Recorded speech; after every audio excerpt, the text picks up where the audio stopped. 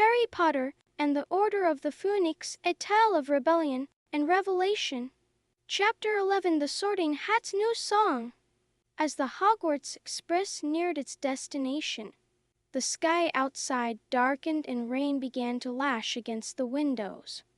The students changed into their school robes, prefects bustling up and down the corridors, ensuring everything was in order.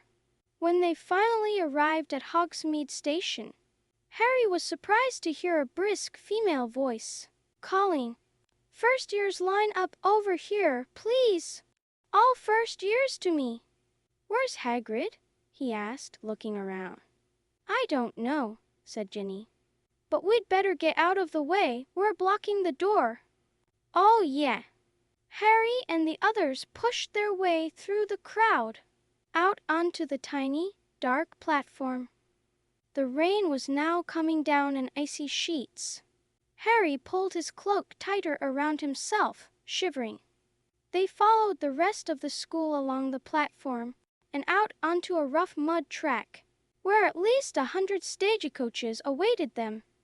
Harry stopped dead in his tracks, his eyes wide with shock. The coaches were no longer horseless.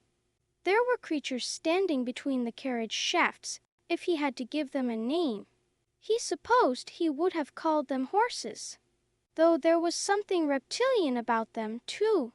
They were completely fleshless, their black coats clinging to their skeletons, of which every bone was visible. Their heads were dragonish, and their pupilless eyes white and staring. Wings sprouted from each with their vast, black leathery wings that looked as though they ought to belong to giant bats. "What are those things?" he asked Ron, nodding at the horrible horses, as the other students surged past them. "What things?" "Those horse things pulling the carriages." Ron gave Harry a perplexed look. "What are you talking about?" "I'm talking about, look." Harry grabbed Ron's arm and wheeled him about, so that he was face to face with the winged horse. Ron stared straight at it for a second, then looked back at Harry. "What am I supposed to be looking at?" Harry's heart sank. Could Ron not see them? "Can't you see what's pulling the carriages?" Harry asked desperately. "Are you feeling all right, Harry?" Ron asked, looking at him with concern. Yeah," feeling utterly bewildered and slightly scared. Harry climbed into the carriage after Ron. As they trundled toward the castle, he couldn't shake the uneasy feeling that had settled in his stomach. Was he going mad? Or were there really invisible horses pulling the carriages? The great hall was its usual, splendid self, decorated for the start-off-term feast. Golden plates and goblets gleamed by the light of hundreds and hundreds of candles, floating over the tables in midair.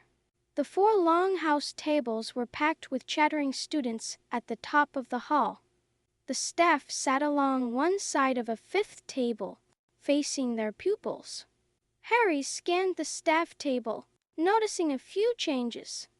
Hagrid's enormous chair was empty, and next to it, where Professor McGonagall usually sat, was also vacant. But the most noticeable addition was a squat woman with short, curly, mouse-brown hair. She wore a horrible pink cardigan and had a pallid, toad-like face. "It's that Umbridge woman," Harry said. "Who?" said Hermione. "She was at my hearing. She works for Fudge." "Nice cardigan," said Ron, smirking. Before they could discuss further, Professor McGonagall led in the first years for the sorting ceremony. The hall fell silent as the sorting hat was placed on its usual stool. A tear near the brim opened wide like a mouth, and the hat began to sing. "In times of old, when I was new, and Hogwarts barely started, the founders of our noble school thought never to be parted." The song went on, but it was different from any Harry had heard before. It spoke of the founders' initial unity, their subsequent division, and ended with a warning. "Oh, know the perils, read the signs. The warning history shows. For our Hogwarts is in danger from external, deadly foes, and we must unite inside her, or will crumble from within. I have told you, I have warned you. Let the sorting now begin." The hall erupted in applause as the song ended, but it was punctuated with muttering and whispers. Harry caught snippets of conversation around him, all wondering about the hat's warning. As the sorting began, Harry couldn't help but feel that this unusual start to the term was just the beginning. Between the strange creatures pulling the carriages, Hagrid's absence, and now the sorting hat's ominous song, it seemed that this year at Hogwarts would be fraught with more danger and mystery than ever before. Chapter 12, Professor Umbridge. After the sorting ceremony, Dumbledore rose to give his customary start-off term speech. He welcomed the students warmly as usual, but this time he introduced a new teacher. "This year, we are hosting 2 new teachers," Dumbledore announced. "First, Professor Dolores Umbridge will be teaching defense against the dark arts." There was a smattering of polite applause. Harry and his friends exchanged puzzled looks. Dumbledore continued, but suddenly there was a soft hem, and Professor Umbridge stood up. She began to speak in a high-pitched, girlish voice. "Thank you, Headmaster, for those kind words of welcome." Her speech was long and tedious. Most students weren't paying attention, but Hermione listened intently. When it was over, Hermione said, "This is very interesting. It means the Ministry is trying to interfere at Hogwarts." Harry and Ron looked surprised. They hadn't expected such changes so early in the school year. That night in the Gryffindor common room, students discussed the new developments with excitement. Harry had a feeling this year would be full of unexpected challenges. The next morning, as they headed to their first class, the corridors buzzed with conversation about the new teacher and what her presence might mean.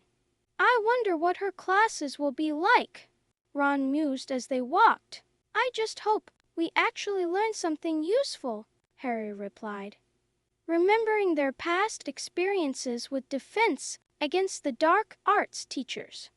As they entered the classroom, they found Professor Umbridge already seated at the teacher's desk, wearing her fluffy pink cardigan.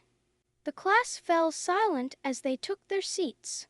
"Well, good afternoon," she said, when the whole class had sat down. A few people mumbled, "Good afternoon," in reply. "Tut, tut," said Professor Umbridge. "That won't do now, will it?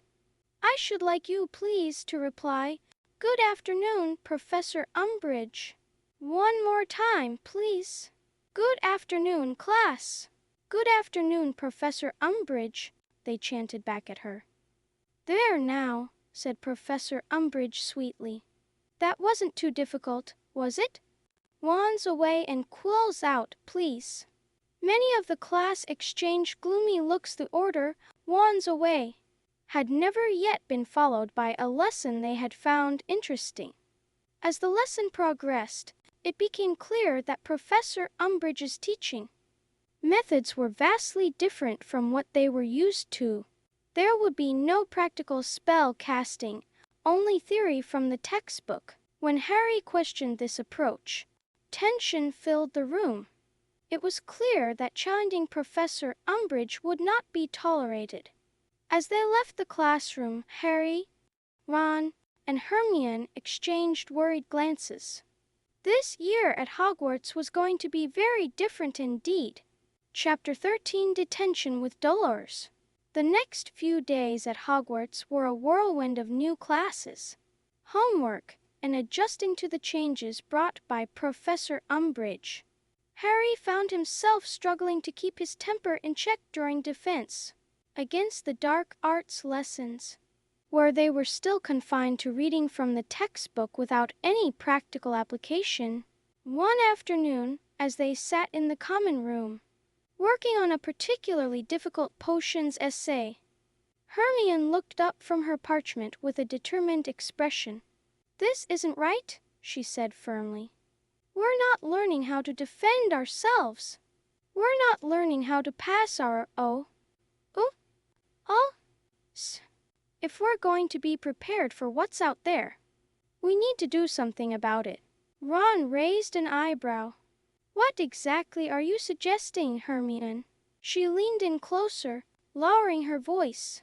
I think we need to take matters into our own hands. We need to learn defense properly, not just theory. Harry nodded slowly, an idea forming in his mind. You mean, like a study group, but for practical defense?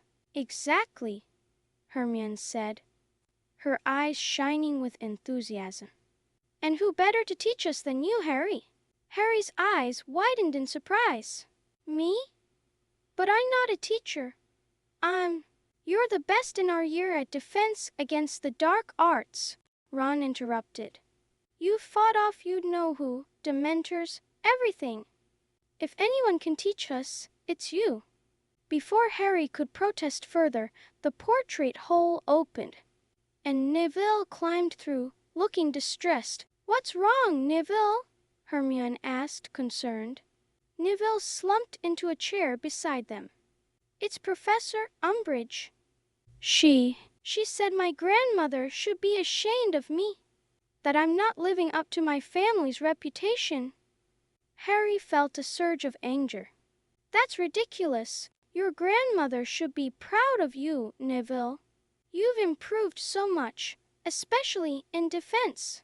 Neville gave a weak smile. Thanks, Harry. I wish I could do more, to be better prepared. Hermione exchanged a significant look with Harry and Ron. Actually, Neville, we were just talking about that. How would you feel about joining a secret defense study group? Neville's eyes lit up. Really? You'd let me join? Of course, Harry said firmly. We're all in this together. As they began to plan their secret group, Harry felt a mix of excitement and apprehension. They were taking a risk, defying Umbridge's educational decrees. But it felt right.